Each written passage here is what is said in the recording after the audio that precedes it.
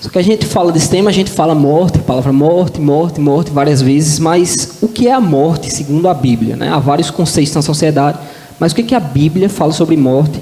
Então, minha esposa, por favor. Morte na Bíblia está sempre relacionada ao pecado.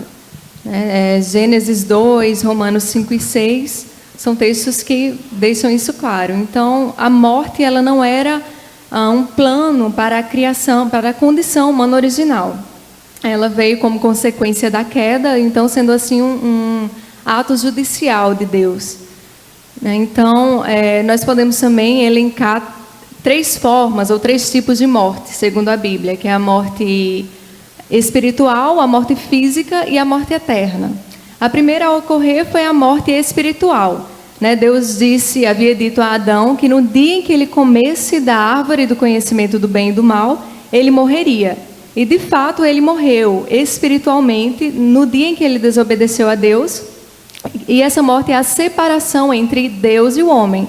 Então o homem ficou separado de Deus, ou seja, morreu espiritualmente. E junto com o nosso representante, todos nós também morremos espiritualmente. Por isso que nós já nascemos mortos espiritualmente, separados de Deus. Para essa morte tem jeito, é a regeneração. É um ato de Deus nos salvos, nos eleitos, de dar a nova vida, Então essa é a regeneração, é o jeito que tem para a morte espiritual. Para a morte física, que é a separação entre o corpo e a alma, que é sobre isso que a gente vai falar bastante essa noite.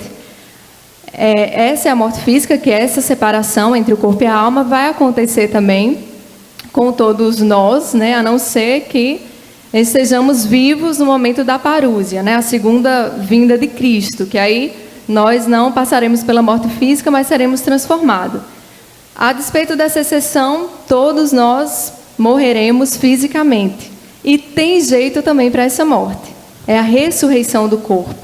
Então, se você já ouviu que não tem jeito, que tem jeito para tudo menos para a morte, é verdade em relação à morte eterna. A morte eterna é a concretização da separação entre Deus e o homem na eternidade, mas não acontece com todo mundo. Vai acontecer somente com aqueles que nasceram mortos para o pecado, continuaram vivendo em sua impiedade, em sua incredulidade, não foram regenerados, e aí morrem fisicamente e partem para a morte eterna, que é a separação eterna entre o homem e Deus. Bom, então, nesse caso, a morte é um ato judicial, porque o crente morre. Pois a morte não é uma punição para o crente, pelos seus pecados, porque Jesus Cristo já pagou por nossos pecados, nós que somos salvos.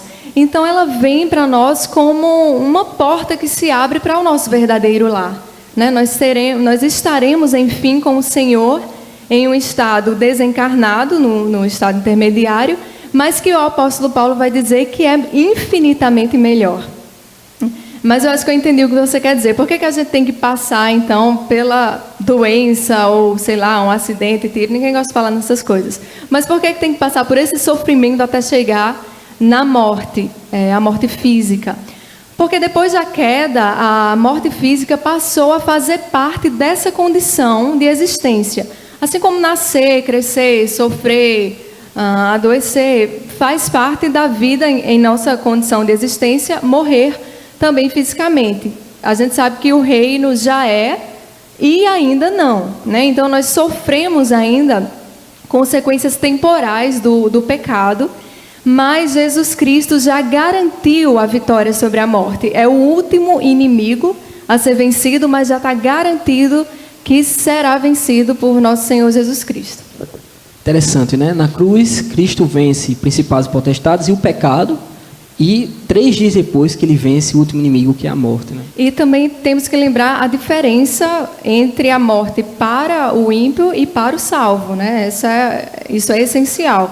O destino que a morte física leva o ímpio e leva o salvo, Nós estaremos com o Senhor enquanto os ímpios partem para a tortura eterna.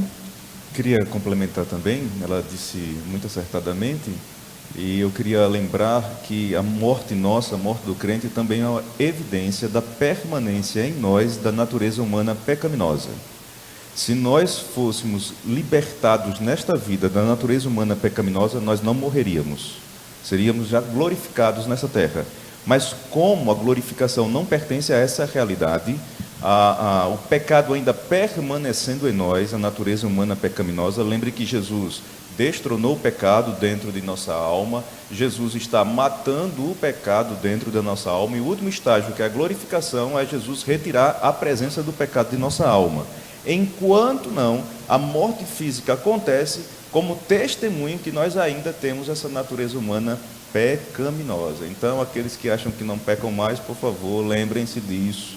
Você morre ainda, peça perdão dos seus pecados, se arrependa continuamente.